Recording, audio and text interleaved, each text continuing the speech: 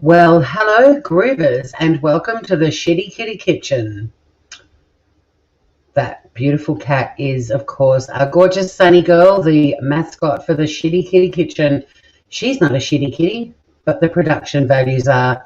I keep getting a little alert that my Wi-Fi is really bad in the position I've got my laptop. So hopefully it's going to work. I bumped the live a bit early. I'm buggered, guys.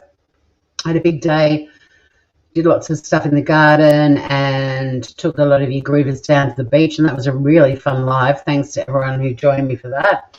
And I was like, I'm good to go. I want to cook dinner and have it all ready to go for MasterChef Australia, which kicks off at 7:30. I'm going to be having this soup with some chicken, like, see, I can't even brain. That's how tired I am. You know, like a cheese on toast, but I'm going to do one with chicken because I did a roast chicken the other night. Hello, Ruth. G'day, gorgeous.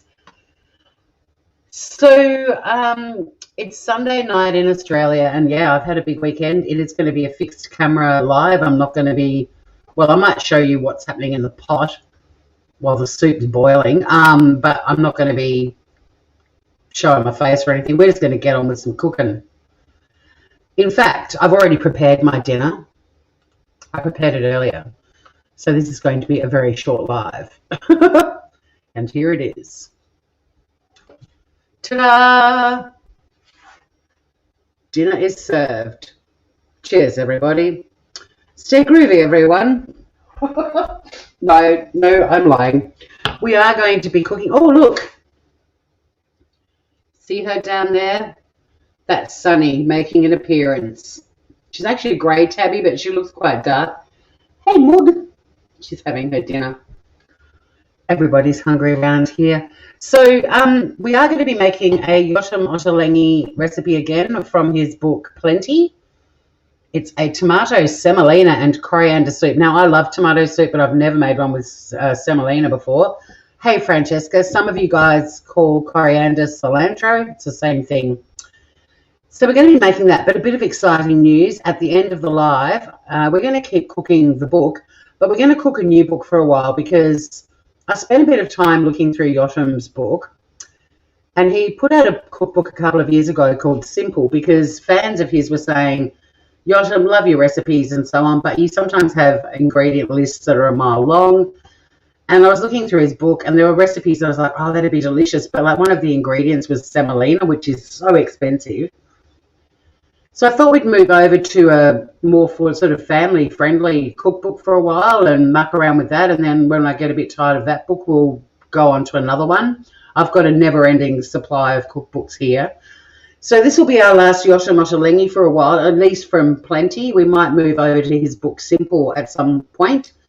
But at the end of the live tonight, I'm going to show you the book that I'm going to be cooking from the next few weeks. And I made the lamb shanks, the Rogan Josh lamb shanks from that book last night, and they were absolutely sensational. I'm doing a little video. I took some footage and some photos and stuff like that. So I'll be doing a little video for that. Also, in other news, I've started a new channel for my cooking stuff. It's called the Shxtty Kxtty Kxtchen. But the X in Shxtty, sorry, the I in Shxtty is an X so that it doesn't get taken down for being a naughty name. I'm going to start moving all my cooking videos from this channel over to that one. So I'd love it if you could all jump over there and subscribe. The link is in my community page. I've popped it in there. I've already got a couple of subscribers, so thank you to whoever's done that. That's awesome. And hey, Anne-Marie, good to see you, gorgeous. Ultimately, everything that I do food-related will be on that channel. The same with my true crime stuff. I'm slowly moving that over to my Smooth Criminal podcast channel. So like the live I did yesterday with Shanna is now up on the Smooth Criminal podcast channel. So please feel free to subscribe to either of my channels in addition to this one. This one's going to continue to be showing off Tassie and having a bit of fun doing some videos about other YouTube creators and that kind of stuff. I'm splitting them up a bit so they're more focused. I'll still be cooking on this channel for quite a while until I've uploaded all the food things I've done to the Shxtty Kxtty Kxtchen, so you've got plenty of time to subscribe to that. But down the track, we will be migrating over there for cooking stuffs. I'm great today, Anne-Marie. I hope you're well too. I hope you've had a lovely weekend. I'm so tired. My legs are tired. So we're going to get on with making this soup. Now, first thing we're going to do, which is something I never do because I'm not precious and I like to think I'm a bit rustic, but we're going to learn how to peel tomatoes for this soup.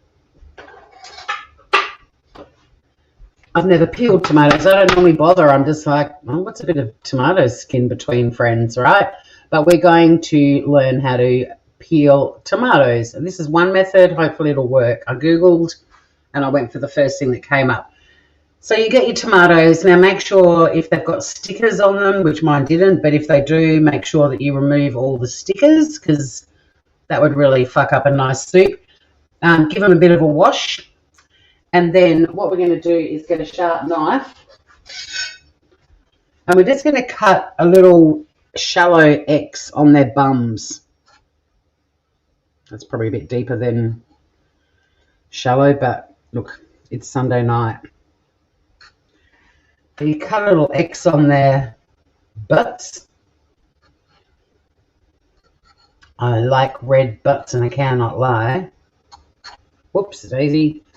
So that's obviously going to help for peeling in a little while. Can't believe we're doing this, but yes, we are peeling tomatoes. The next thing you've got to do is fill up a bowl with iced water.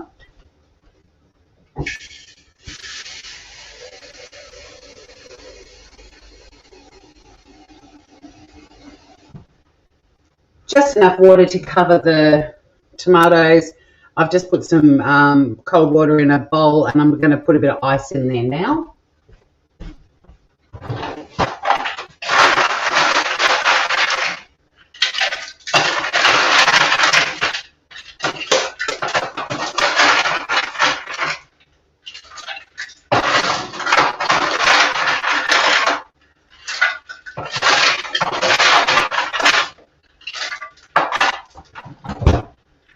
That'll do, pig. And then we're just going to pop the tomatoes in the iced water and apparently leave them there for about 5 minutes. And the skin might start, or the peel might start to shrivel before 5 minutes. But once it starts shriveling, that's when you start peeling. So yeah, see, thingamajig. Hello, gorgeous. What are you cooking, a Garuva? Oh, you listened to the last live, wasn't it? It was a bit of fun. It's a bit of fun, right? Yeah. Yeah, I've put the photo of my dad as best man for Chopper up on my community page as well. I like to bring receipts, you know. I was born into a batshit crazy family, as Thingamajig would know. My stories are true, but I think if I can prove them, it's important that I do. But yeah, my mum and my grandma used to do the hot water trick, but I just went with the Google machine. I went for the first version, and we're going with ice water. Let's see. Wow, hot water is so much easier. Look, you could be right. It's too late now. There's no going back. We'll check in on them anyway and see how we go. So while they're shriveling over there on the bench, let's start getting on with this recipe. Now, according to Yotam, his dad made a lot of beautiful comfort foods and he used to make them semolina and just put butter and Parmesan cheese in it. I don't know how many of you had semolina growing up. I don't remember ever being fed semolina. And then he was looking for a soup recipe that contained semolina and came across a recipe by the famous Israeli chef Rafi Cohen. And it was his Moroccan grandmother's semolina-based soup. Now, apparently, Yotam's Italian grandmother also did a semolina-based soup. So this is Yotam's variation on Rafi Cohen's recipe. But while the tomatoes are chilling out, I'll do the hot water one next time. I never bother peeling them. I don't mind tomato skin. I'm a big fan of leaving skin on. I don't peel carrots. I don't mind a bit of skin in my dishes, but I'm not going to disagree with Yotam, ever. So let's start getting everything else ready. Firstly, we need to chop up an onion.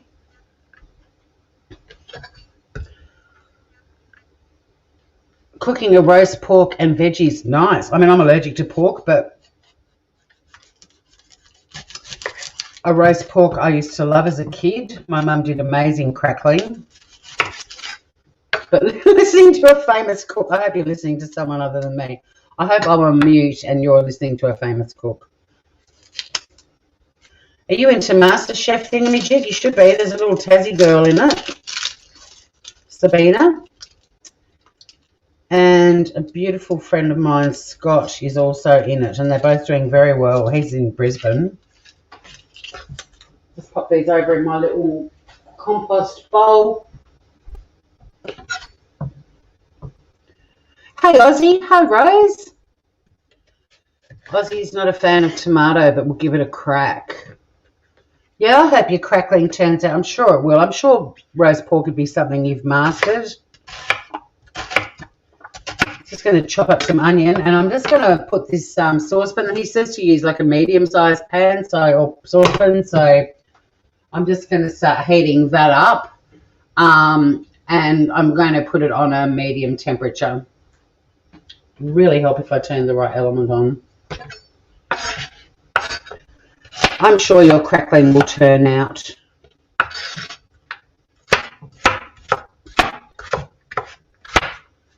So just finely chopping a bit of onion. Bit of a bummer that you're not a fan of tomato, because I think it will be quite tomatoey. Although semolina will be interesting, and apparently we're going to be whisking it into the soup. But apparently, if you get little lumpy bits, you leave them because they almost turn into like little dumplings, and they've got a really nice texture. So I'm curious. It's got some really nice spices and stuff in it too. So, you know, and nothing, I've never made a Yotam Ottolenghi anything that's been yuck, ever. So,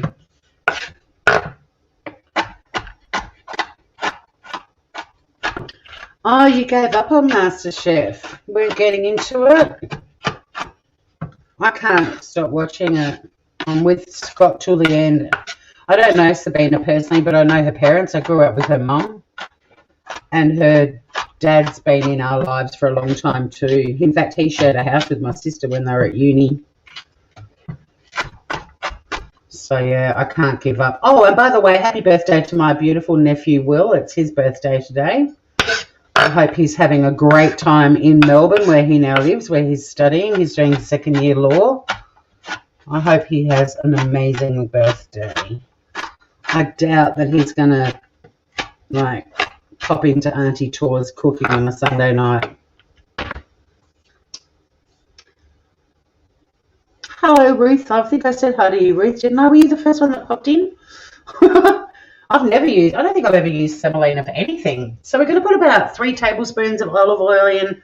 I'm a bit of a guesser. I've cooked for a long time. I kind of know what 3 tablespoons equates to. If you don't measure it out, just use your little measurement. But we're going to pop some olive oil into the pot and just let that heat up a little bit.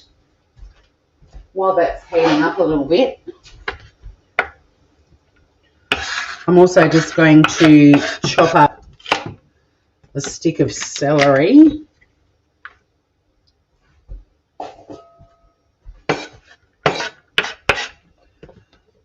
And you just want to roughly chop the celery. I'm pretty rustic in how I cook. Chefs call rustic cooks lazy cooks. And I don't give a shit. Call me lazy. I'm more into chunky anyway.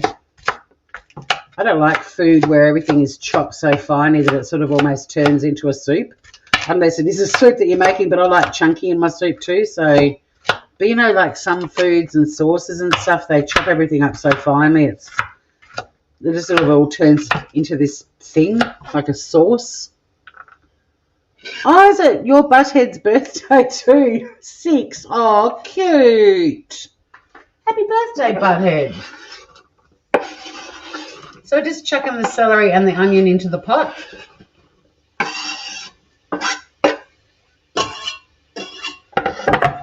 And we'll get ourselves a little spoon.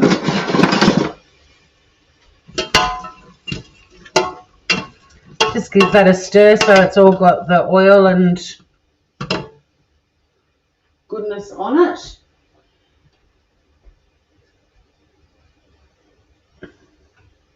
It's on a medium heat. I just turned it up a tiny bit. I'm a bit pedantic with my dials. If it says medium, it's got to be like exactly on the halfway mark.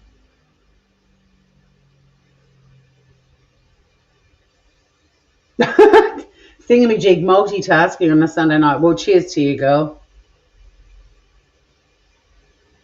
It's the last of the Wirra Wirra church block and it's going down a treat. But that bottle has lasted me weeks because I bought that for one of the dishes that I made. I like your pun on words, Thingamajig. So we're starting to get a bit of action happening in here now. A bit of sizzling. There's a whole lot of sizzling going on. So we're going to start adding the spices. Firstly, we're going to put some cumin. Now, you're going to go for the ground cumin. If in your spice collection, that's actually coriander seeds. But if you've got cumin seeds, you can grind them up to make them ground. And we're going to put a couple of teaspoons of that in. And I love cumin. Oh, I love it. Or as some people say, cumin. But I think that sounds a little bit rude.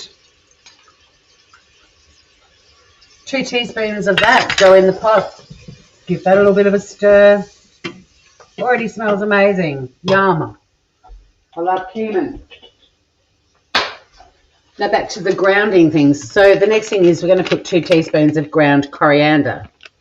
So there's the ground coriander. But if you've got the little seeds and you've got like a little coffee grinder or a spice grinder, you just blitz the crap out of these and they'll turn into this. Magic. But yeah, we want a couple of teaspoons of coriander seed.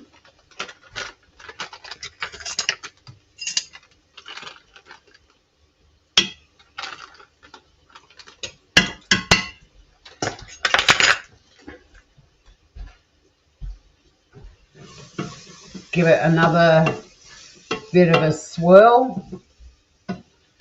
But that's not the end of the spices, everyone. Next up, some sweet paprika. I love paprika. I always buy it in big tubs because I use a lot of paprika. And we want 1.5 teaspoons. And we want the spice of the sweet paprika, not the smoky. So 1.5. That's also going to add to the colour of our soup. We'll give that a bit of a mix up.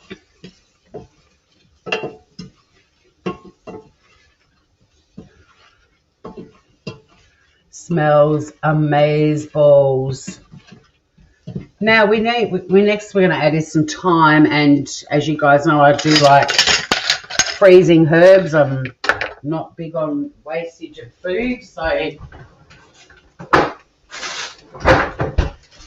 I don't buy any fresh. I mean, these were frozen fresh, but I obviously didn't need the whole amount of time when I cooked something.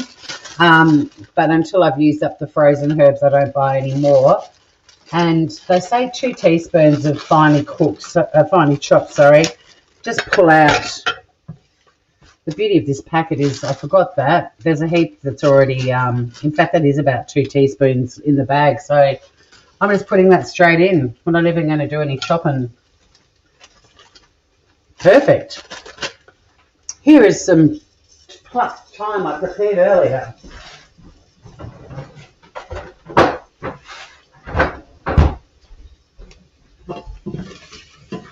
Stir that through. I love thyme too. I love a good thyme. Oh yeah, spice shops are beautiful, aren't they? They do smell incredible. And if you've got like a spice shop and then a shop that makes coffees and you go, oh God, I feel like having a a spicy coffee. So this is kind of absorbing all of the oil and everything now. I'll just show you how we're going over here in the pot. That's sort of what's going. Oh, I've fogged up my camera from a distance, Tori, but can you see that sort of mixture happening in there? I'm actually just going to take it off the element for a minute because I've got to chop up some coriander to add as well. And we'll go on the fresh coriander.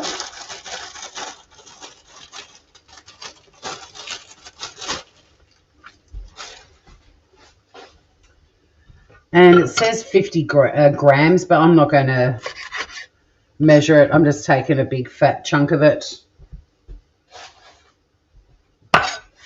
And we're going to chop that up.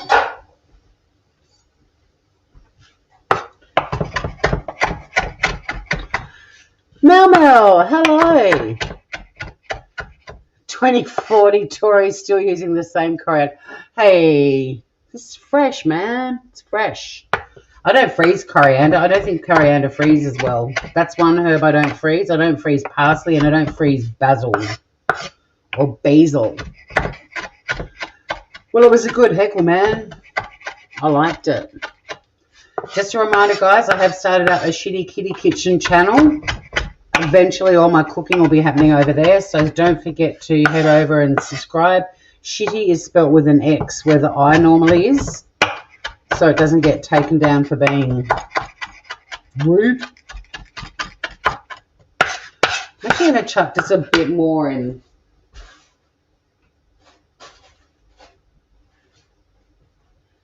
It is, after all, a tomato and coriander soup. I love coriander if it's finely chopped. If it's just the leaf, ugh, yuck. I'm not a fan of the texture of the leaves, but when you chop it up finely, it's a whole new level of gorgeousness and stomachability. All right, throw a bit more in for good measure. Thanks for popping the links up there, girls. Yeah, it was time from the freezer. Oh, look at the mods giving each other pats on the back for how fast they're learning and how good they're getting at stuff. So yeah, for me, coriander or cilantro, the finer it's chopped, the nicer it is. Now he says to roughly chop it, and I'm like, no, on this occasion, I'm going for fine. Now we're going to use half of what we've chopped and pop it in the pot. And we're going to keep the rest for later, for garnishing. Now this recipe does serve 6 people. I'm not going to put all of this coriander on at the end as a garnish, but when I bundle it up and do some freezing, I'm blocking the light. When I freeze some up for my, you know, like freezer surprise meals or to take to work for lunch or whatever, I'll sprinkle little bits of coriander atop them.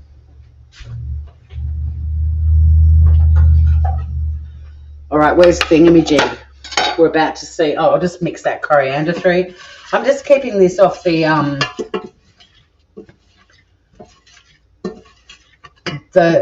element for the moment. I'm actually going to turn it off because I want to peel these tomatoes. But thingamajig was horrified. She's like, no, do the hot water. Well, I'm a rebel. I went for the ice bath. Oh, yeah, this is going to be an absolute bitch. Huh.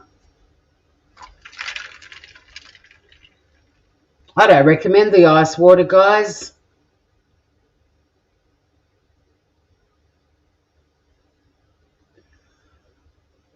Ruth, I feel like I can't complain considering the Rona's still going, but it hit me like a ton of bricks. Melmel's got man flu, everybody. Huh. All right. Hot water. Where's thingamajig gone? Does she boil her water or she just puts them in hot water? She's making the gravy. Nice. Thingamajig, do you I told you, hey, I don't, like I said, I've never peeled a tomato in my friggin' life. Oh, you're chucking a roast sheep on, Governor. Nice, Mel, nice. Me hearties. Do you boil the water thingamajig, or do you just put hot water from the tap?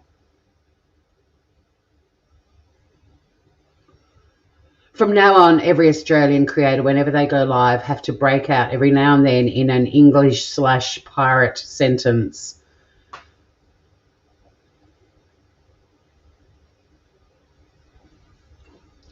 Roast bar lamb with mince. Boil the water. Cheers, gorgeous.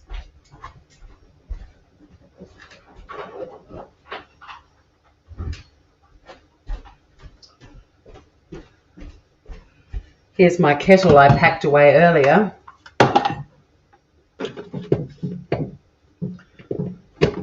It's going to be a bit of noise pollution, everybody, for a minute or two. This kettle is loud. But it does a nice little ding at the end. So while that's happening, I might as well take the now nearly frozen tomatoes. Yeah, the frozen ice water thing does not work at all. So fuck you, Google, you lie.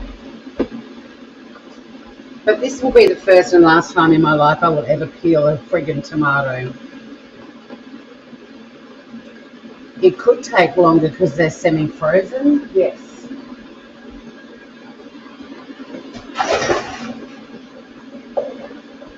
Don't worry, we'll boil the bejeebus out of them. So while that's happening and there's a bit of extra noise in the kitchen, let's continue on with our soup. So far we've got the olive oil, we've added a finely chopped onion, a celery stick that was roughly chopped, 2 teaspoons of ground coriander, 2 teaspoons of ground cumin, 1.5 teaspoons of sweet paprika, 2 teaspoons of finely chopped thyme, and about 25 grams, whatever the hell that is, of chopped coriander leaves. Now we're going to add the tomato puree. Now I want to talk about this for a minute. This stuff is tomato paste. It is different to tomato puree.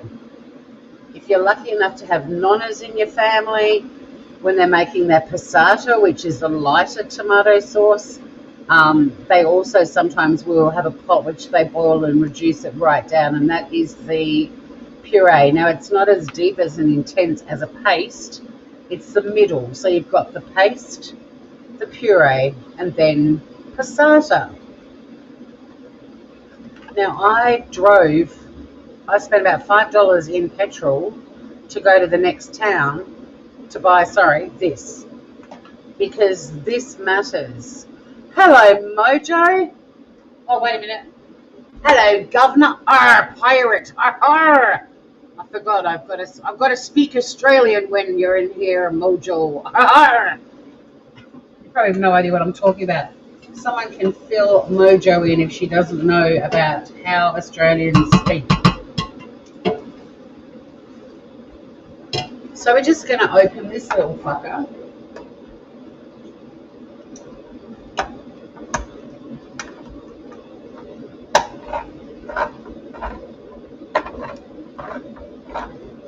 Is that why God invented tin tomato? Well, tin tomato soup even, yes. But I like cooking from scratch, so. Good to have you here though, Deb.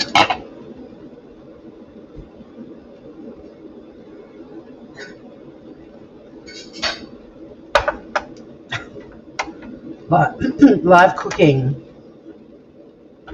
This lid is being an absolute bitch.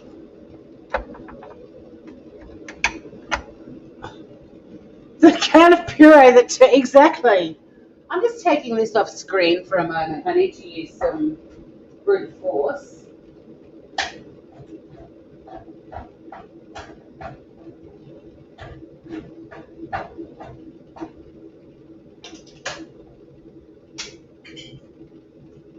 Okay. So what we're going to do is put a couple of tablespoons of the puree into this little mix of spices and everything. Mojo, you can't come into another Australian channel and say, Mel Mel, my favourite Aussie. What the fuck? Sweet dreams, Mel Mel. Bloody hell. All right, I'm about to cover the tomatoes in boiling hot water.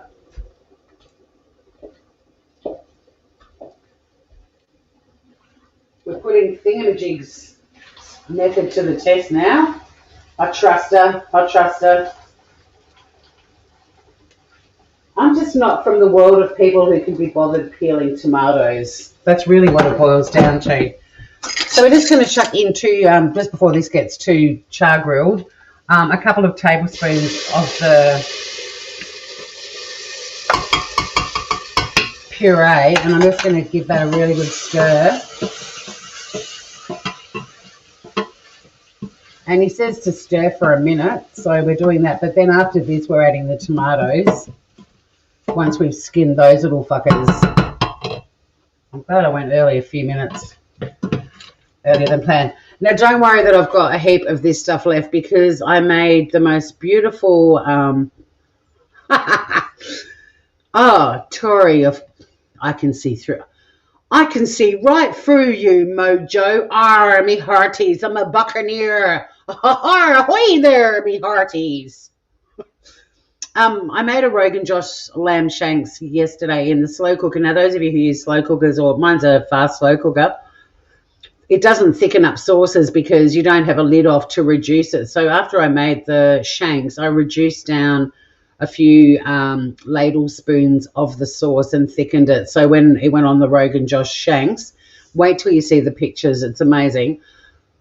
Scott and I loved it, although he only gave me an 8.5 out of 10. I'm really disappointed in him.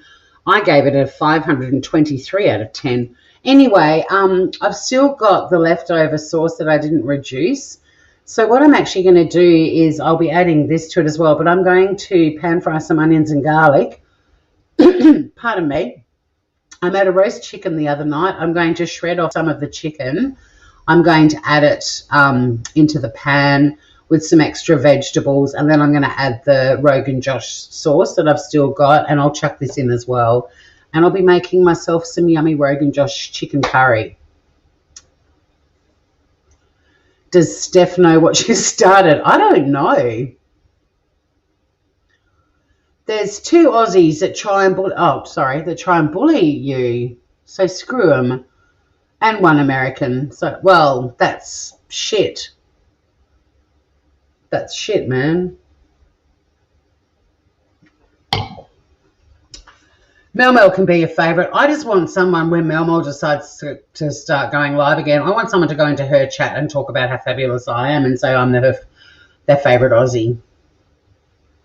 Because I get a lot of Mel Mel loving in here, which is fabulous. Fucking fantastic. But I don't think she gets nearly as much Tory loving going on in her channel, if you know what I mean. Oh my God, thingamajig. You're right. These skins are peeling like an absolute dream.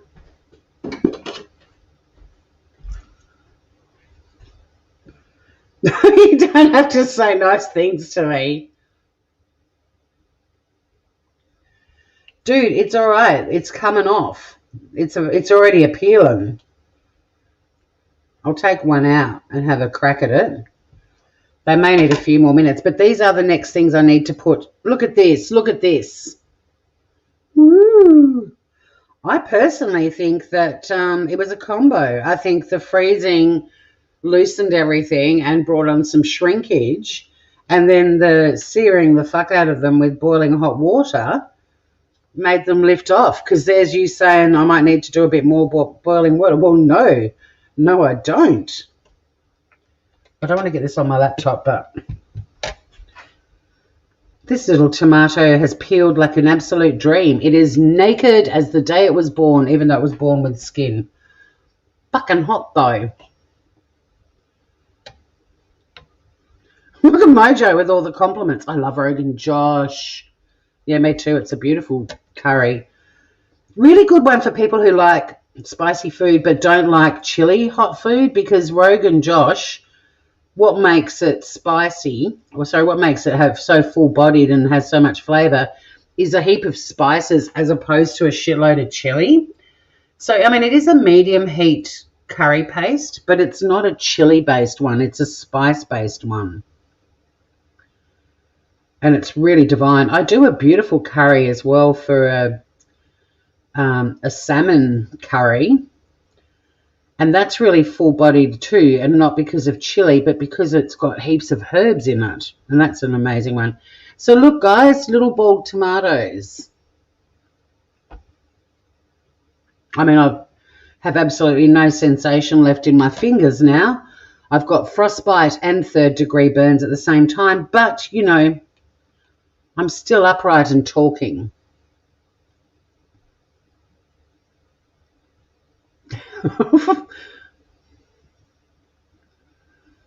How many people are you feed? How many meals do you have to cook tonight?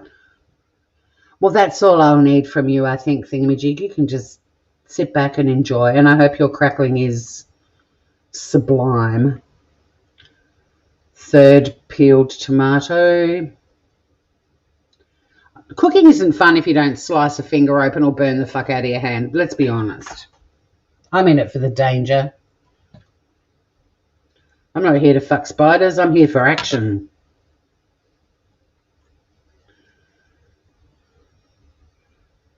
The freezing water is to stop the burning fingers peeling too. It's actually not that bad. My hands are so tough from handling hot things in the kitchen. I don't know if other people who cook a lot are a bit desensitized. I mean, trust me, I know when I've burnt myself. This is just hot. 4th boiled tomato sitting in the bowl. Last one, everybody. Thingamajig. Nice tip. I've got a feeling that the freeze the fuck out of them. Ow, this one's a hot little prick. Let's just move this out of the way.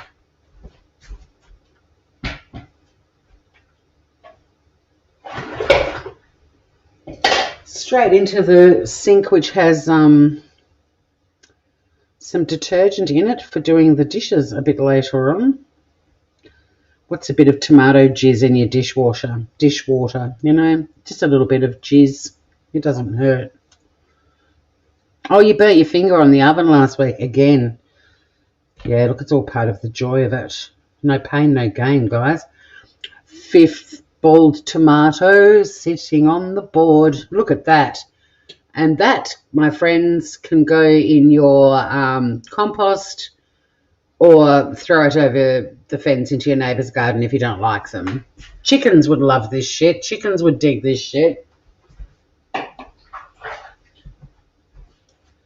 swear to God, though, that is the first and last time I will ever peel tomatoes. But I've got to say, that boiling water trick was a ripper. Thingamajig, go, you good thing, go. So we're going to now whack this back on and turn the heat back on.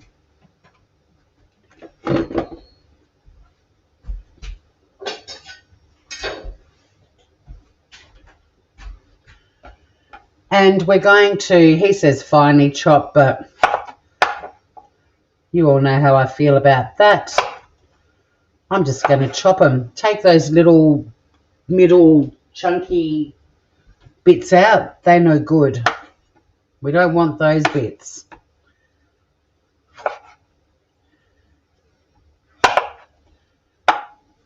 They're slippery little suckers now. Much harder to cut when they don't have any skin on them. Just a bit of intel. But yeah, I don't know if Steph knows what she's started with her impersonated an Australian. But I think if every Australian YouTube creator does a live speaking English like Cockney and pirate at the same time, and then just flip over to like Chinese or French or Vietnamese or Mongolian or German, whatever, and then do a little bit of real Aussie bogan and then go back to the pirate, like it'll just confuse everyone. God, they're slippery little suckers. You didn't warn me about that thingamajig. You didn't say, oh, by the way, once naked, you'll think they're going to fly across the room when you're cutting them. I'm not finely chopping at the moment. I am roughly chopping.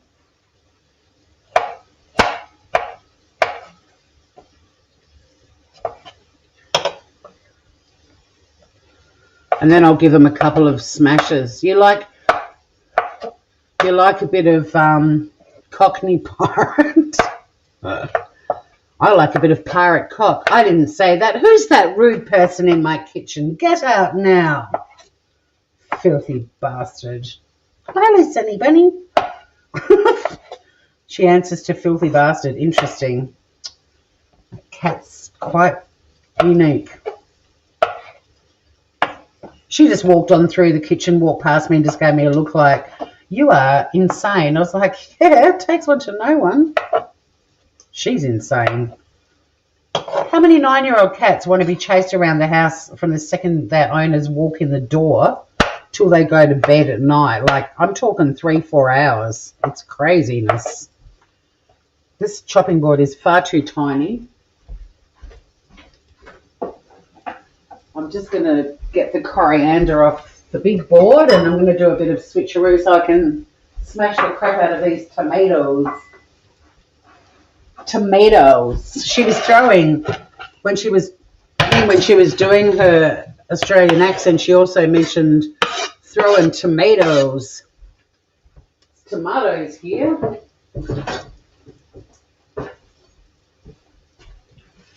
Keep an eye on this spicy, amazingly flavoured thing. You don't want to burn it. We had a bit of a delay because of the tomato skinning. We just live skinned 5 innocent tomatoes. It's been murder in the kitchen. Hello, Scout Inquirer, beautiful girl. Oh, she did, Mojo. You'll love it. I heard it on Wendy V's. I think she did the live on Friday night with Blue Topaz and The Truth. But I think it's called Drama Vault is where you can hear the short version of it, but it's pretty funny. This to me is a finely chopped tomato. They're so slippery, and anyway, I want them to go in. Oh, she thought she was impersonating Blue Topaz and Wendy V, but then Blue Topaz was like, you can call me a drunk, you can call me a slut, but don't call me a fucking Australian, because she called them both Australians. And we all know Blue Topaz is a very proud Kiwi. But it was fun. It was entertaining. I'm all for the funny shit on YouTube these days. If it's not funny, I don't want to know about it. All right, so we've just put in our skinned tomatoes. They're not finely chopped because I like a bit of chunky soup, especially tomatoes. It's not like if you put a piece of tomato that big in your mouth that you're going to choke on it or break a tooth. I mean, they're the softest, moistest thing around, pretty much. So that's all now looking. It's going to be quite a thick soup, judging from where we are at the moment. We're going to season with some salt and pepper.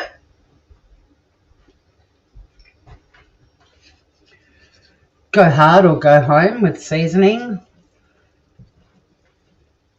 Can't handle how political correctness even made its way into the kitchen about people not cooking with salt. There's nothing worse than going to someone's house for dinner and they don't have any salt or pepper in their house. I always I've got a little salt and pepper combined. I've got it at work at the moment. Like it's salt and pepper in one little thing. I carry my own seasoning. I mean, no, you don't want to have 8 tablespoons of salt in your dish. But please, for the love of God, season it a little bit.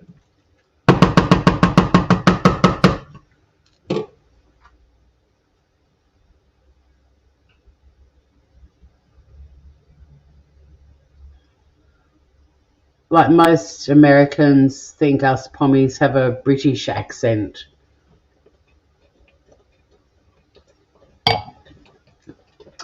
Well, I mean, there aren't any countries on the planet now that are multicultural where everyone has the same accent. So we've added the tomato puree, we've added the tomatoes, we've added salt and pepper. We're going to cook it for a few more minutes, and then we're going to add 1.5 litres of water.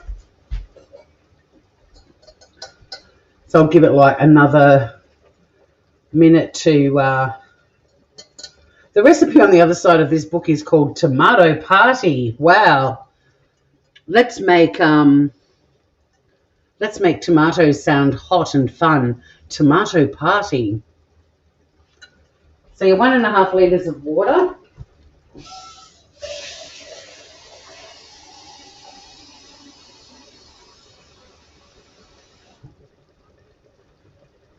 In the pot now. Now it's not looking like a thick and heavy soup.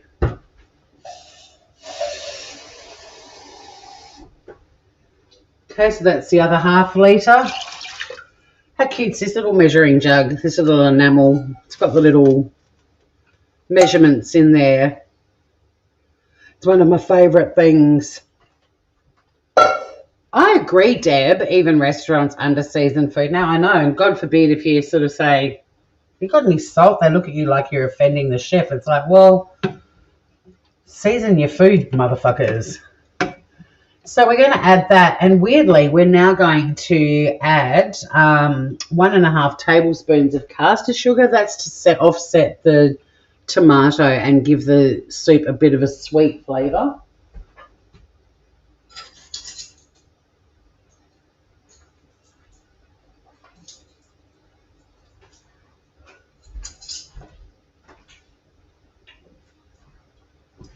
I just cleaned off my measuring cups. Spoons, but yeah, 1.5 tablespoons of caster sugar, which is that super fine sugar you often bake with. I don't know what you Americans call it. Am I having poppadoms? No. No, not with this. I'm actually, because there's semolina in the soup, which is a wheat derivative, you do get your carbs like that. So you wouldn't even necessarily need to serve this with bread, because it's going to have like a bit of a, you know, like a dumplingy kind of thing happening in the soup as well, apparently. Allegedly, and for entertainment purposes only. I was going to make some toasted sandwiches just with some roast chicken and some cheese and stuff, but I reckon I'm going to be happy just with the soup. I think the semolina is going to make the soup have enough, you know, stuff in it that you don't need to put anything else. I'm just going to bring this up to the boil, groovers. And then it's going to actually have to simmer for about 20 minutes. So we're going to basically be simmering the soup till about 7 o'clock. But in the meantime, I'm going to get everything else ready. And we can just have a bit of a chat while that's simmering. It's just to let all those beautiful spices and herbs infuse into with the tomatoes and so on. This cooker is like yours, easy, clean, lol, because it's not very clean, is it? I clean while I cook. Like normally, if I wasn't live right now, I'd be doing all the dishes. But because of where the laptop is and I want to read chat and stuff, I can't. But normally now, while we're simmering for 20 minutes, this is when I'd clean up the kitchen. I could get my phone happening, actually, and put the... Why don't I do that? You'll just have to be looking at a board for a few... I don't know if the microphone will pick me up over there while I'm doing the dishes, so...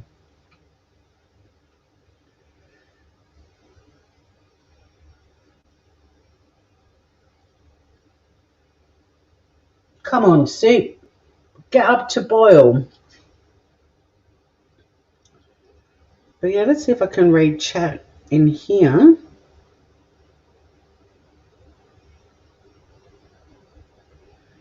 Live chat.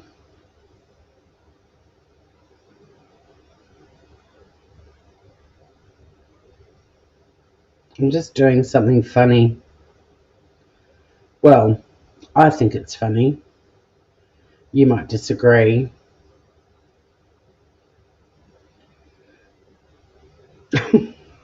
There's a few things that are amusing me a lot at the moment on my channel, and this is one of them. The second it stops amusing me, I'm turning them off. But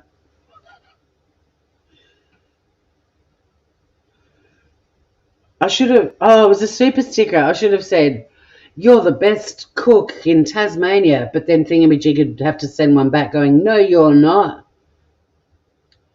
It's not even 4 a.m. Hi, yep, so what? Making you hungry. You better sleep before you watch."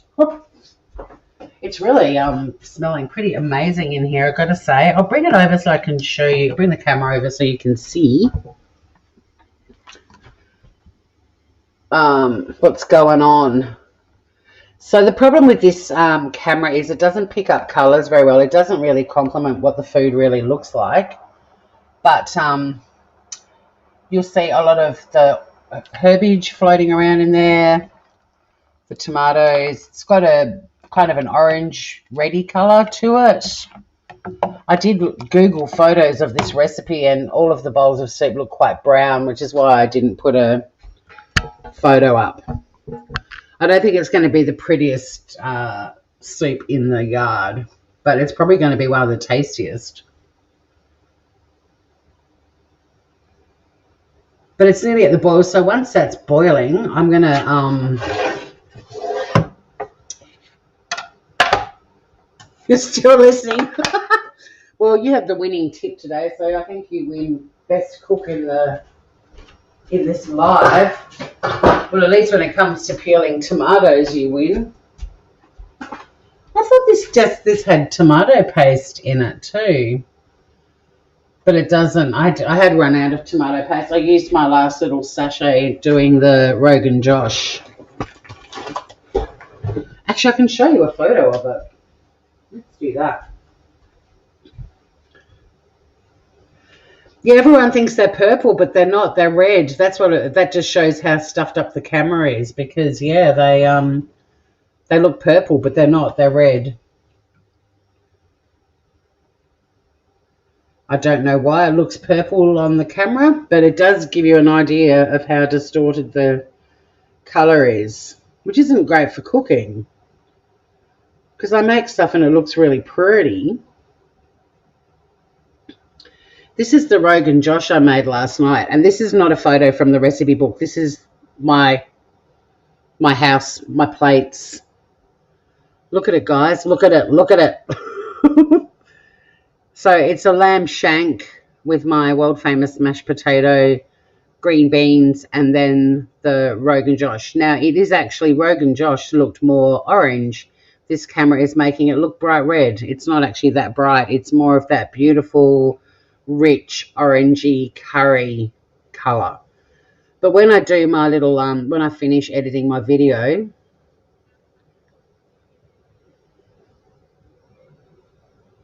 that's the other plate. How good is that, guys? But when I do my little edited video, you'll be able to see how it looks. This is making this look like the tomato soup should look, and the tomato soup is looking like the colour this is. But man, it was good. I took lots of photos because I wanted a couple for the end of my video, which is about 78% edited now. They look like an 80s disco. The hot plates. Yeah, they're red, so it's weird. I don't know why they come up looking like that. I might just hope that the microphone picks me up enough to just pop over and do a bit of cleaning, because we haven't got a lot to do. This is nearly at the boil now. We've got to measure out some semolina, and that's pretty much it. So I think I might do some kitchen cleaning. Is everyone else tired? Has everyone else had a big weekend and they just want to put their feet up and watch some telly with some comfort food like this soup? The cooker looks normal for you. It looks red for you? Really? How does that work? It's getting weirder and weirder. I swear to God.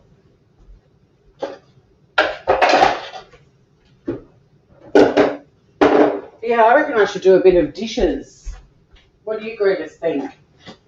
I'll stand over where the microphone will have to pick me up and you can tell me if you can hear me or not. What's the sound like from over here, groovers?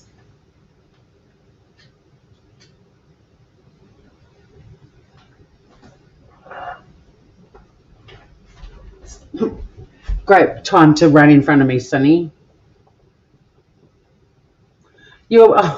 Oh, sweet, crazy. I had so much fun with that live. So it sounds great when I'm over there. Okay, cool. Well, I just thought because I'm going to have my back to the microphone, it may not pick me up, but I just think it'd be cool to do some of the dishes. All right, so this is now boiling like a bitch. So I'm just putting that down to a simmer. Hey, Google, set an alarm for 20 minutes. 7:06 p.m. Brilliant. We'll be whisking in the semolina and that needs about 10 minutes and then we serve it up. So I will be sitting down with my beautiful bowl of soup to MasterChef right on time. Because you're right on time. I feel like I should put something here for you to watch. I'm just putting my chat up on my phone. We're making soup. We're making a Yotam Ottolenghi tomato, semolina and coriander soup. But at the end, actually what we can do, I've just thought of it. I won't wait till the end because I'll run out of time and forget to do it. Yotam Ottolenghi is my favourite chef and I make a lot of his food, especially like vegetable stuff. He's not a vegetarian, but he does make a lot of amazing vegetable things. Veggies are his favourite ingredient. So I've been cooking out of his book, Plenty, which this recipe is from. But a lot of his followers said that they found a lot of his recipes had, too many ingredients and hard to source things and so on. So he put out a book a couple of years ago called Simple. And it is simple for the most part, and it is the sort of stuff you would find in most pantries, but it's still pretty fancy schmancy at times. And when I made the lamb shanks for Scott and I last night, I did a recipe out of this book. Donna Hay, who I love. I'm a mad keen cook, but this chick does recipes with like 5 ingredients and things just taste unbelievable. And I've never made a Donna Hay recipe that hasn't been incredibly good. And she doesn't always use a lot of ingredients. And I thought it might be fun for us to keep cooking the book, but we'll cook this book for a little while. I'm trying to find the Rogan Josh lamb shanks that I did last night. But I thought, I'll do Donna for a little while. And then when I was at the supermarket, they put out a monthly magazine, which is all sort of family cooking as well. But it's affordable and easy to source ingredients and all that sort of stuff. So I thought we could maybe move on to that and try and that's a free magazine that people can pick up at Coles supermarkets in Australia. So I thought we could do some stuff out of one of those magazines as well. But I've got heaps of cookbooks. Now I can't find the lamb shanks. Lamb.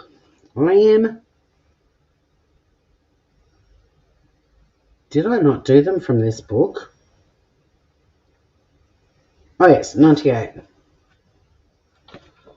But this was a slow cooker recipe, so the reason I didn't go live is because we would have just been sitting in my kitchen talking for 6 hours while it cooked. Popcorn's good. So that's Donna's Rogan Josh. That's what I made last night. She served with I did actually make tzatziki as well because Scotty doesn't like super spicy food. And he loved it. He had some tzatziki and she's just done like a little herb salad on the side.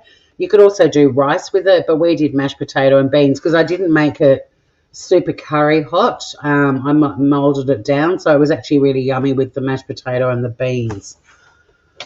But what I was thinking was bit of audience participation is to guess a page number, and whatever it lands on will cook unless it's pork, eggplant or olives.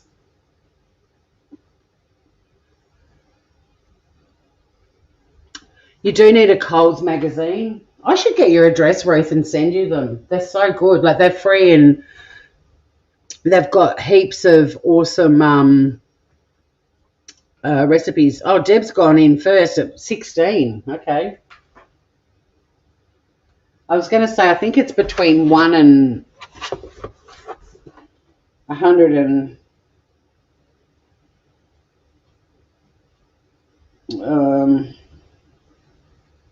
give me a sec because there's a glossary. 189. So obviously you have like desserts are usually, and baking and stuff's usually at the back of the book.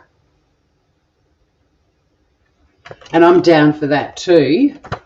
But page 16, and I'm going to pick the first recipe. Oh, well, no, actually, I'm going to let you guys vote. Page 16's got 3 recipes on it. And the choices are these, and you've got to vote in chat. You might want to hear for all 3 options. The first option is Greek lemon yogurt skewers, and that's using chicken thighs. So it's a chicken thigh Greek lemon yogurt skewer.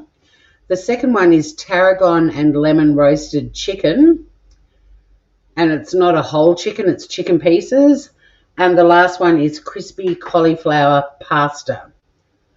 So if you like one, which is the chicken Greek lemon yogurt skewers, put a 1 in chat. If you want me to do tarragon and lemon roasted chicken, put a 2. And if you want me to do crispy cauliflower pasta, put a 3. Vote now.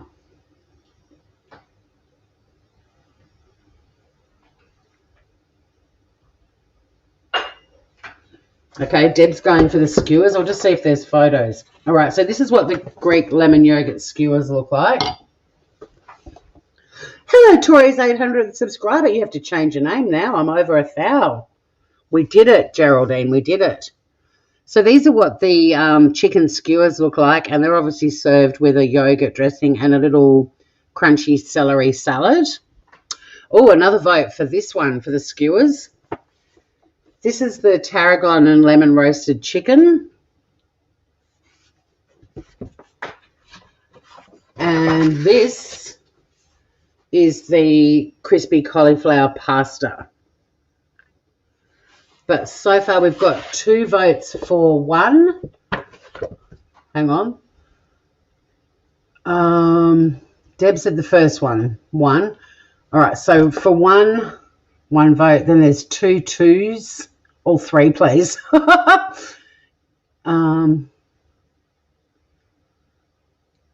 They also, well, it looks like the skewers have won, Groovers. It looks like the skewers have won. So next Sunday night, we're going to be making these beautiful looking chicken skewers that have the Greek yogurt dipping sauce, and then this beautiful little crunchy mint and celery salad. That's what we're going to be doing. I vote for the red. Huh? Deb, what are you drinking? Sorry, Mojo. You'll have to be with me next Sunday when we do another random page number and you can pick 16 again. I'm not doing a whole bloody baked chicken thing and chicken skewers. Oh, the red, my drink. Ah, gotcha.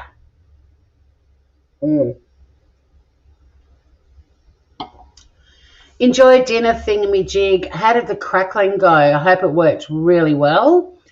And the chicken skewers definitely. See, look at all these votes for the chicken skewers. So, yeah, I'm going to do some. Number 1 looks great. We'll be cooking lots of shit, guys. Don't you worry about that. But I want to do some recipes where it's not going to cost you a bomb to make them. They're going to be really easy. And the thing about Donna Hay that blows people away is she hardly she doesn't use many ingredients at all, and yet you get these incredible meals that are so like restaurant quality delicious Really easy to make, really pretty. You need wine, sweet crazy? Here you go, darls. Have a sip. Have a beautiful evening, thingamajig. Thank you so much for popping in, gorgeous. See you later. Me hearty. Arr, rawr. Oh, I've turned into a hey. Top of the morning to you, thingamajig. Enjoy your dinner. Like the pork. See, I told you I start to sound a bit Indian or Pakistani. Can't do accents. Can do an Australian accent really well. An Australian accent, not a Steph Australian accent. I can do that one really well. So, we're abandoning doing the dishes. I washed up one chopping board. Let's measure up this semolina. This is going to be the theatre of the dish. For this part of the dish, you will need a whisk. And semolina, which I don't think I've ever cooked with before.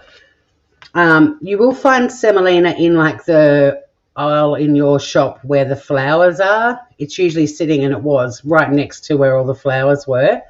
Look at this though, semolina from the crushed heart of wheat.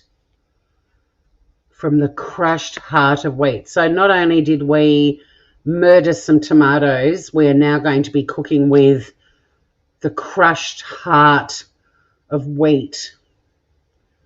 I'm going to be cooking broken-hearted wheat hearts. I feel mean. But yes, on the back there's a couple of recipes. This recipe on this one is semolina apple flan. You can make an apple flan with semolina. But because I haven't cooked with it before, I might even give the apple flan a go, and because it's a baking thing, I'll make it and I'll do a little video because I like to use up things when I buy them. So I'll be making their recommended apple flan. But things that need to bake for a while and stuff like that, it's much easier for me to just make them and do a little video. But the apple flan won't be done until I've finished doing the Rogan Josh lamb shanks. So much going on, girls. I've got to do my Traces of Sleepy Faces tomorrow. I've got to do the first episode of season 3 of the Smooth Criminal podcast tomorrow, and I've also got to do my little video highlighting another YouTube creator. Good night, lovely thingamajig. Smash this recipe. You're being mean. It was just peeling the tomatoes. I've nailed all the other bits. And you're going to miss the highlight of the night, the theatre with me whisking semolina.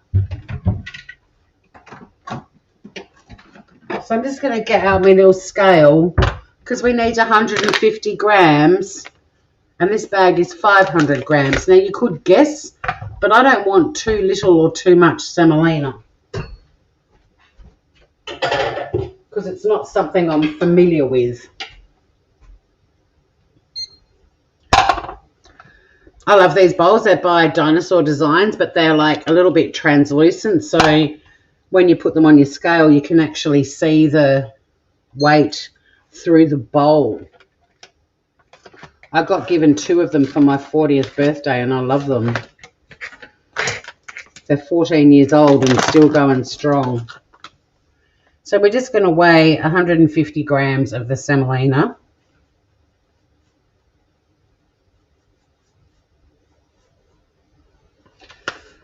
154, that'll do.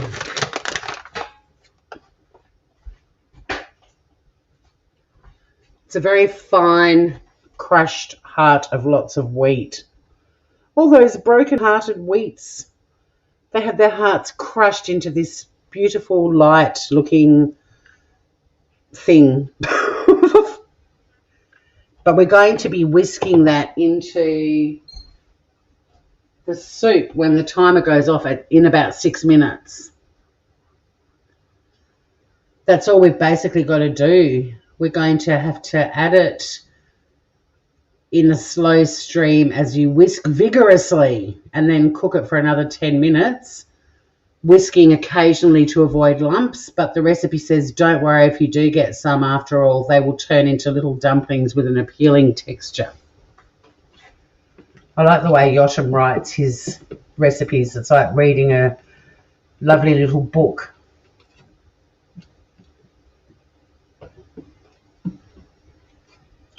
But it's not as thick as I thought it was going to be.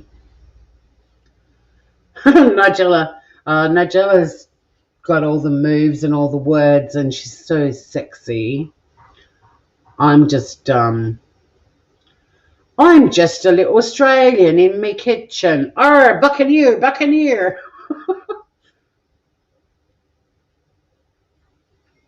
But what it does is it's like a flour. So I think when we add it, it's obviously going to thicken the soup, but it's also going to add this carbohydrate, sort of wheaty texture, I guess. And yeah, if you get little lumps of it, apparently they're like little dumplings and they've got a really nice texture. So we're all learning about this shit together. But Yotam does mention that his dad used to just cook semolina with butter and Parmesan cheese for the kids. Like it was one of the meals they would have. I've got a feeling Mel was talking about semolina in my live last week when I was talking about the polenta dumplings that I made my niece with the spicy beans. That was an amazing recipe. I cooked all these beautiful beans and herbs and spices, and then on top I made this polenta cottage cheese mix, and it sort of went on top in little spoonfuls, but then when it cooked they all plumped up and turned into these beautiful dumplings. It was great. Hey, Sunny Bunny.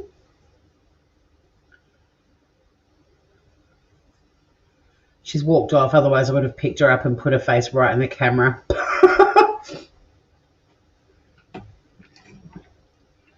She's getting used to me going live. She just does her own thing. And then when MasterChef starts, she knows the opening theme and she kind of knows that I'm going to be watching and tweeting and stuff. But then when the closing credit music comes on, that's when Zoomies start. It's very cute. Yeah, the beans, I'll do that too. That's another Donna Hay recipe. She put out for a little while, a few years, magazines called Fresh and Light, and they're really amazing recipes. Like there's a recipe for nachos, but it's actually cold and it's got shredded chicken and you do corn and it's got like a jalapeno sauce. Oh my God, it is so good. So good. But that's a really beautiful summery dish. It's got lime in it and no cheese or sour cream or anything like that. It's just all healthy, but they're as good as, if people out there that love their nachos, when I do that recipe, I recommend you try it. It's so good.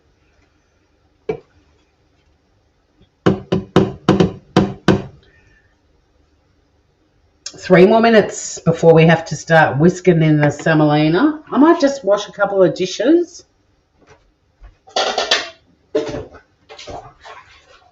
Makes a difference. Oh, the other thing we're going to do is put some Greek yogurt on top as a garnish. So I'm going to get that out. Nearly grabbed the coconut yogurt. That would have been a mistake. And the other thing is he does mention it's optional, but you can also add some lemon juice into the soup as well, and I love lemons, and I just happened to have half a lemon that was sitting around the fridge, so I thought I might as well chuck him in too. I thought I had another lemon, but I don't. He says to add like 1.5 tablespoons of lemon juice. You normally get about a tablespoon of lemon juice out of a lemon, depending on how juicy they are. But yeah, that'll add a nice bit of tang to it as well.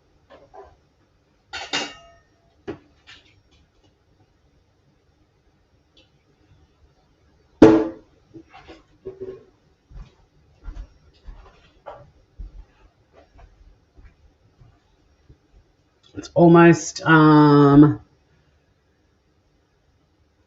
it's time to whisk in this semolina. Unfortunately, I don't have someone who can hold the camera while I do it.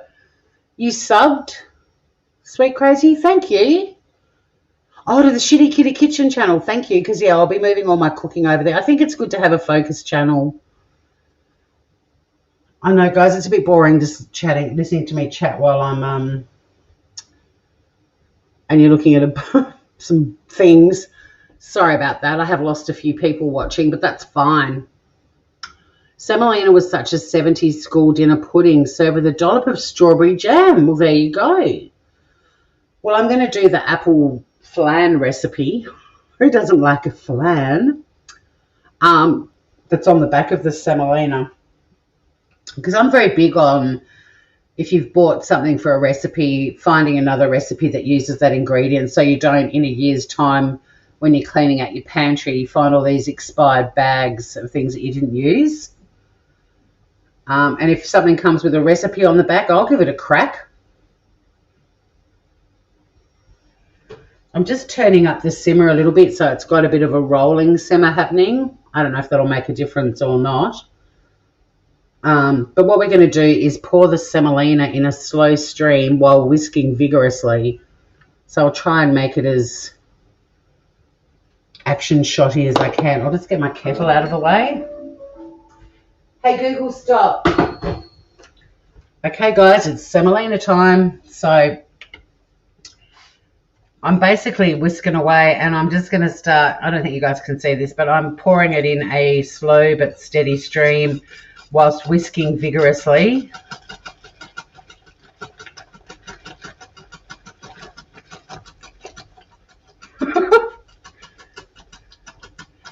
Well, it didn't froth up or anything like that.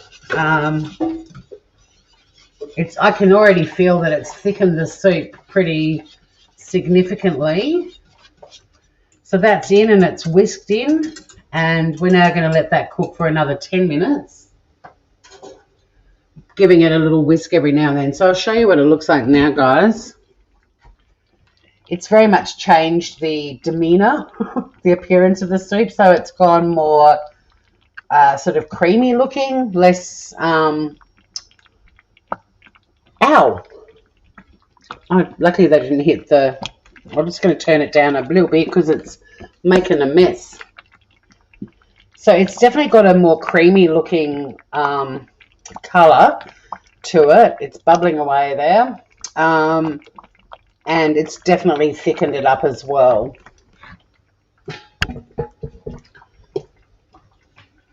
And it's kind of like a little volcano at the moment, just doing big, bubbly, it's like going,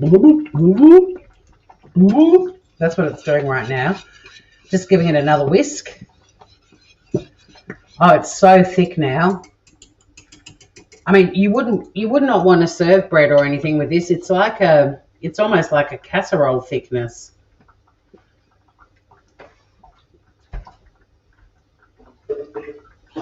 Hey Google, set a timer for 8 minutes. I only do that because, thank you. I only do that because I start talking and then I forget and I'm like, oh shit, I was meant to do whatever.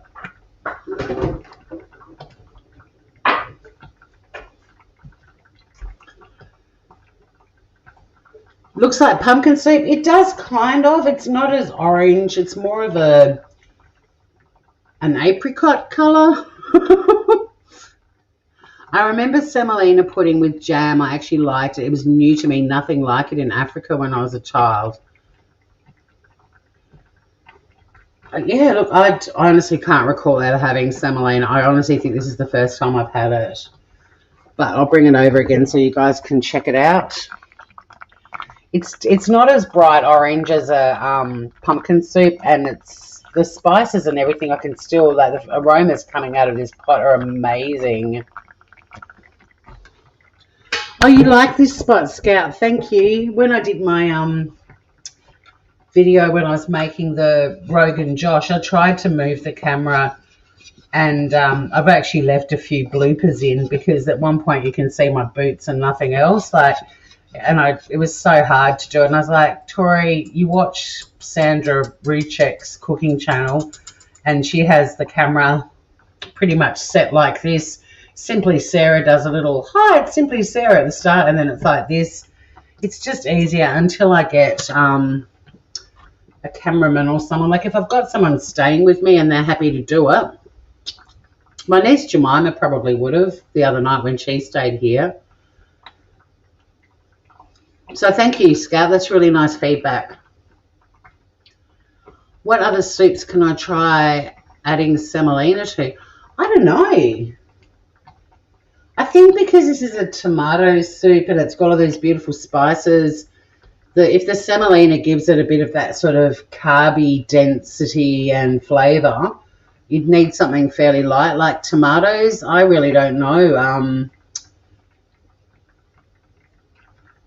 Yeah, I don't know. I mean, he says that his Moroccan grandmother, this Rafi Cohen, whose recipe he's adapted, his Moroccan grandmother made a semolina-based soup, and also Yotam's Italian grandmother. So, yeah, look, I really don't know. What I'm going to do is I will be having a big bowl of soup for dinner, but just for the purposes of the live, I'm just going to do like a little sampler, like a little taster bowl, so that it's not boiling hot and I can have a couple of mouthfuls and let you know how I feel about it. But I normally would serve my soup in a bigger bowl than that. But I have these little bowls, like the Japanese style of eating is to have like 4 or 5 of these smaller bowls and you put little servings in them. It's sort of the ikigai style of eating, and little plates, and then you have them all in front of you and you just savor and enjoy the smaller servings on each little plate. So I have like my breakfast coconut yogurt with a sprinkle on top, whatever I use, like my granola or that Persian sprinkle that I got at the farmer's market, which is amazing, in this sort of bowl, like a little bowl. That's my breakfast amount. I don't have big bowls like we used to have when we were kids.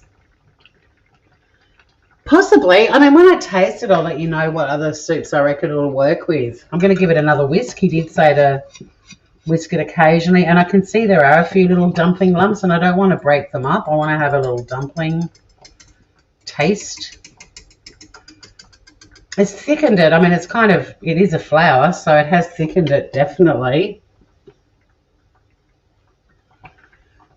Oh, you love this little dish? This is actually, I know a lot of people will go, oh, no, not her. This is actually a range of little bowls and plates and big-sized plates and bowls that Ellen DeGeneres put out through Royal Dalton. And they're my absolute favourites. And I've given so many people sets of these as gifts because they also have little plates as well, and there's 4 different designs. So there's the different designs on these ones. There's 2 others, but I've also got the bread plates in that stuff. I started collecting it for a while because she also did a range of mugs to go with it too. So this is like my favourite. I've got a few of her mugs, but this is one of them. Again, it's a Royal Dalton. Be amazing. And then this little love one is one of hers as well. And I also have the Christmas ones. And I never pack this one away because I love peace, but that's one of the Christmas. So I had peace, joy. I can't even remember what the other 2 were, but they were like the Christmas ones. But yeah, they're gorgeous.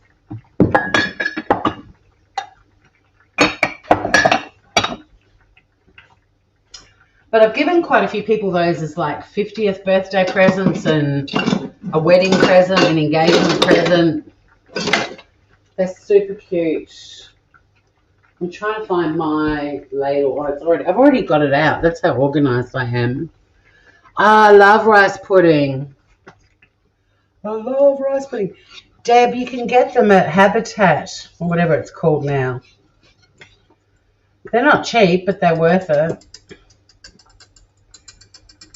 What's Habitat called now? Miramax? Or something stupid. It sounds like a cinema.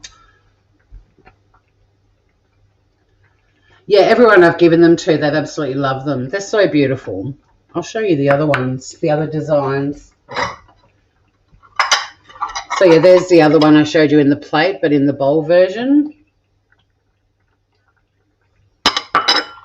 This is my least favourite one out of the 4, but it's still gorgeous. And then this one.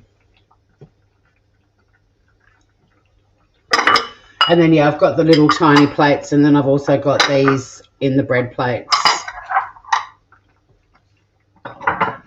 as well. So that's the bread plate size. They're gorgeous. And yeah, everyone I've given them to has absolutely loved them. So despite Ellen's fall from grace, she did a good range of Royal Doulton bowls and plates and mugs. Okay, we're nearly done. We will be ready to go with MasterChef fairly soon. But yeah, what I'll do is I'll put it in that little bowl so I can have a couple of mouthfuls and taste it for you. When the timer goes off of this, we're just going to, you can add some more water if it's too thick, and then have a little taste, do a bit more seasoning if necessary. It'll always be habitat for us, yes, Deb. Add the lemon juice and more seasoning if required, and then we're going to do a little yogurt, and I'll do a little miniature garnish and everything so you can see what it looks like in the bowl. Hey, Google, stop. Okay, so she's good to go. It is pretty thick, guys.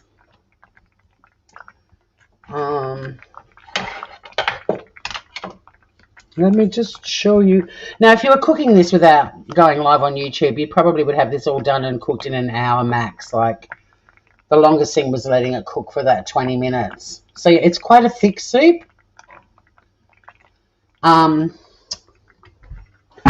You can add more water if you want to thin it out a bit, but I'm going to try it as it is, and then after I've tried it, I'll decide if I'm going to add some more water or not. But I am definitely going to add the lemon juice. And in fact, because I don't have another fresh lemon, and I love lemon, I'm actually going to, because he says to put like, what was it? 1.5 tablespoons. I'm just going to top it up with a bit of lemon, lemon juice out of the bottle.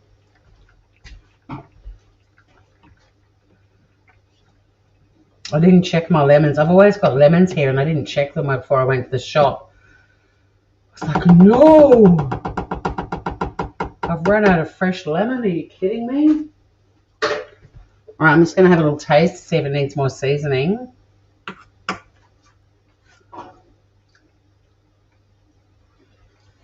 It's hot as buggery, guys. It's so hot. Yeah, the lemon juice will thin it out a bit. I'm a cooking girl. A friend of mine said to me years ago, baking is a science, cooking is an art. I'm a cook.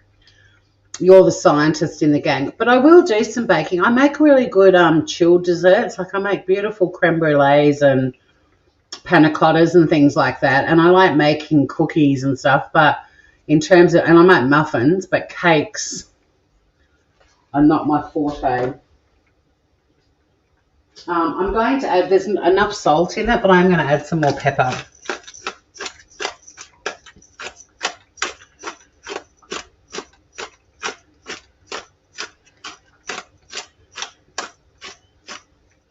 Quite a bit. I like a bit of pepper, can you tell?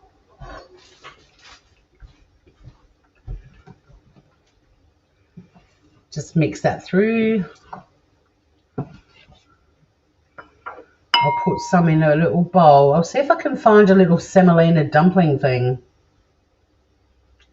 I can't tell. I mean, there's little lumpy things in there that look white.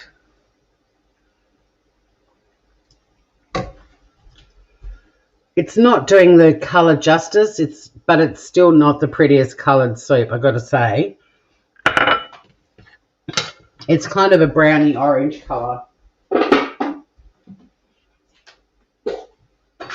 which is exactly what it looked like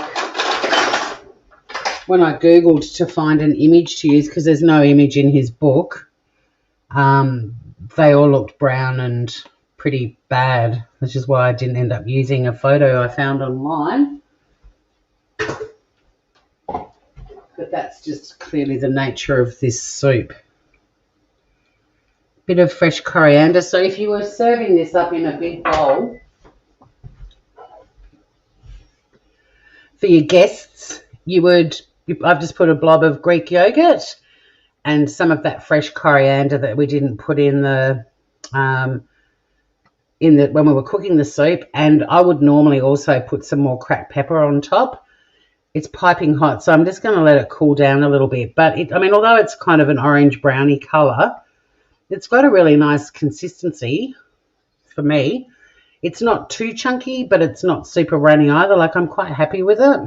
I don't think you'd need, I mean, you could definitely have some flatbreads with this, or, you know, little buns that you cook in the oven or whatever with it if you wanted to. But I reckon this is going to be dense and rich enough that it doesn't need it. And I'll see if I can find a semolina dumpling. But let me try it.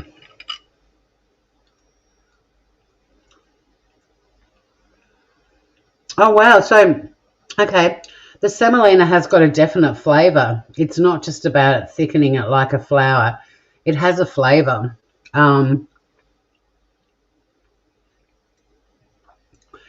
It's a really nice, like, it is a bit sort of, probably looks a bit gelatinous. I mean, it's kind of wobbly, but it's not, it doesn't feel like gelatinous in your mouth. It has got a really nice texture. The semolina has added texture to it, but it's very fine. It's not like if you added a couscous or something and you'd really pick up on the grains. But no, it's really delicious. I think it'll be even more beautiful tomorrow because I think all of the spices and herbs and everything will really settle. Obviously, I've put fresh coriander on top, so I'm getting a lot of coriander flavour. But it's quite a subtle, like it's not a super spicy. It's really good. I'd probably give it, as far as the soup goes, it's not my favourite soup I've ever made. The lemon is really beautiful. It does cut through. The tomatoes are beautiful as well. Like, you can still get little crunchy bits of tomato in a spoonful.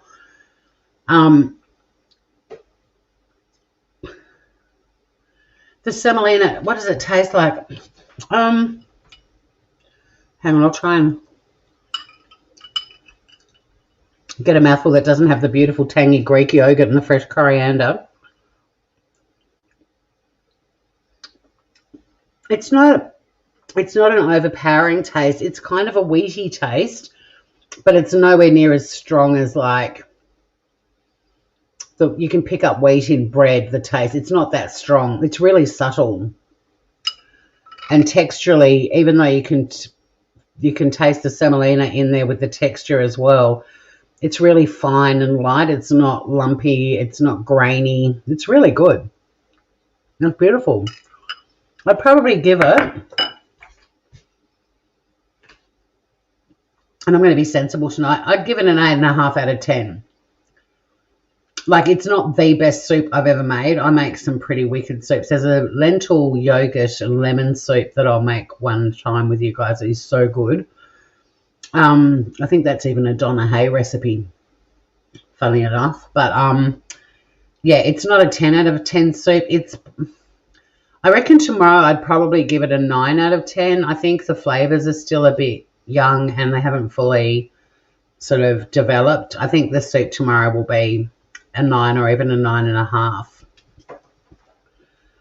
But in terms of having a soup with a bread, you wouldn't. I personally wouldn't. I'm getting enough of that wheat carb weight to this dish. So, yeah, Yotam always suggests what you should serve things with, and he hasn't said to serve it with anything, and I can see why. It's almost like you're having your bread at the time you're having the soup, if you know what I mean, without them being croutons. But, yeah,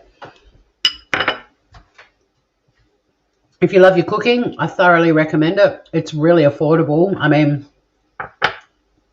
tomatoes, the semolina wasn't expensive.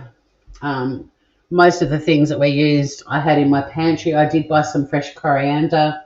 I did have to get the tomato puree. I don't know whether or not that, I probably would have been amazing without the tomato puree. I probably could have just put tomato paste in, to be honest. But as a result of having to get the puree, I ended up doing a 2-hour live talking in a bad Cockney/pirate accent. So, you know, But yeah, I thoroughly recommend it, guys.